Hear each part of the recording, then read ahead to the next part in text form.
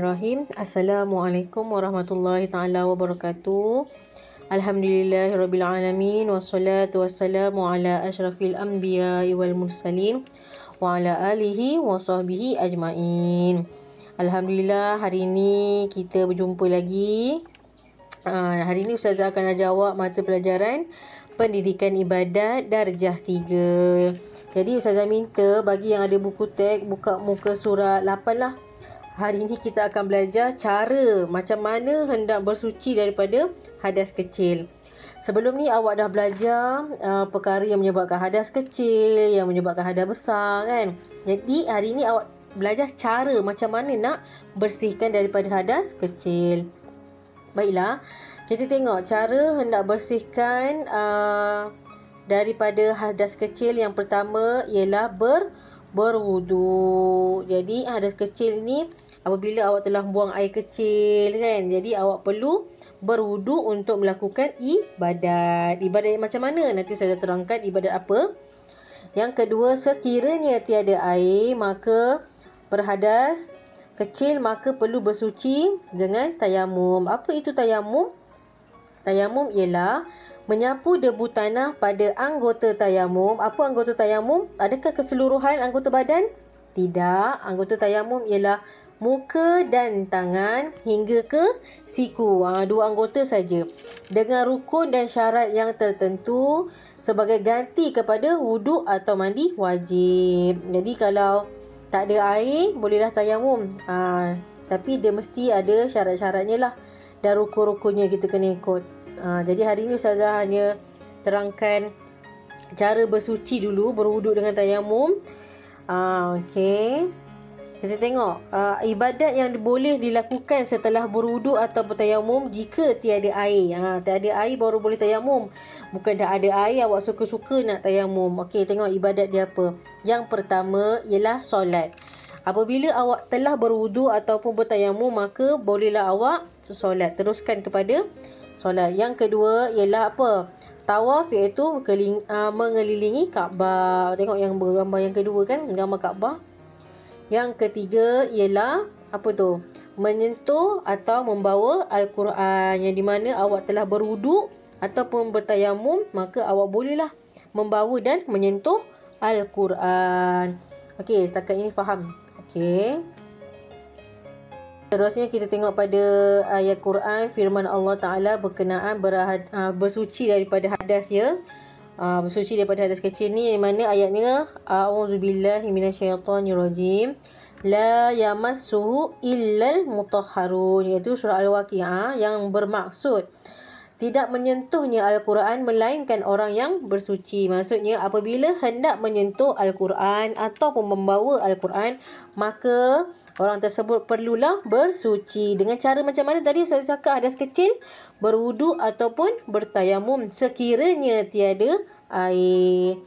Okey, kita tengok pada hadis Nabi daripada Sa'id bin Zaid radhiyallahu anhu berkata bahawa Rasulullah sallallahu alaihi wasallam bersabda, "La salata liman la wudu'a lahu wa la wudu' liman yazkuris millahi alaihi."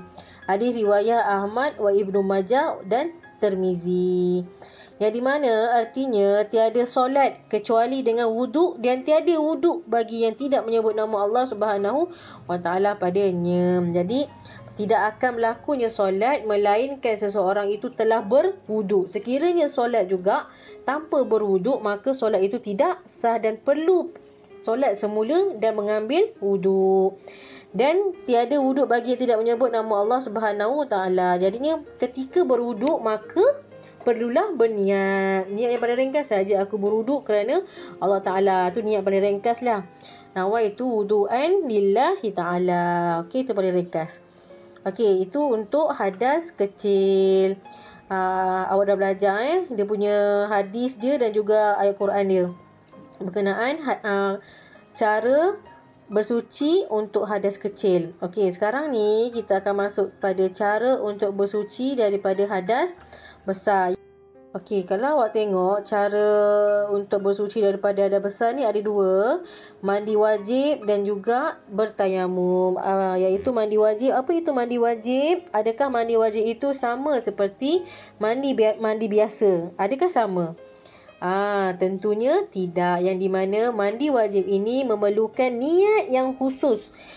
Untuk mandi wajib yang di mana bila awak mandi awak perlu meratakan seluruh air di anggota badan awak. Okey. Dan tayamum jika tiada air. Kalau ada air maka perlulah guna air untuk bersuci daripada hadas besar. Seterusnya, kita tengok kepada hadis Nabi berkenaan bersuci daripada hadas besar, iaitu daripada Aisyah radhiyallahu anha bahawa Rasulullah sallallahu alaihi wasallam bersabda, "Iza aqbalatil haidah fada'is solah." Hadis riwayat Ahmad dan Ibnu Majah dan juga At-Tirmizi. Okey, artinya dan apabila datang haid maka hendaklah engkau tinggalkan solat. Okey, haid ini berlaku kepada siapa? Kepada perempuan yang telah cukup umurnya.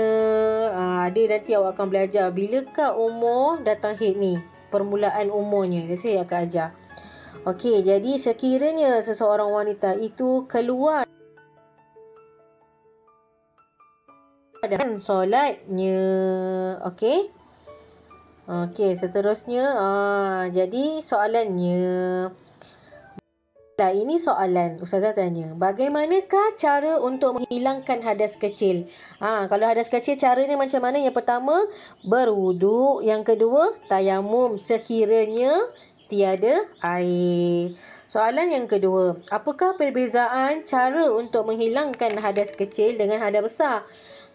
Kalau hadas kecil caranya macam mana tadi? Berwuduk dengan tayamum. Kalau hadas besar dengan cara mandi wajib ataupun tayamum sekiranya tiada air. Jadi hari ini Ustazah hanya ajar awak cara bersuci daripada hadas kecil dan hadas besar. InsyaAllah akan datang Ustazah akan teruskan pada larangan-larangan ketika berhadas kecil dan hadas besar. Apa yang awak tak boleh buat ketika awak berhadas kecil dan hadas besar. Baiklah, sampai sini saja pembelajaran kita pada hari ini dan Ustazah akhiri dengan wabillahi taufiq wal hidayah. Wassalamualaikum warahmatullahi taala wabarakatuh.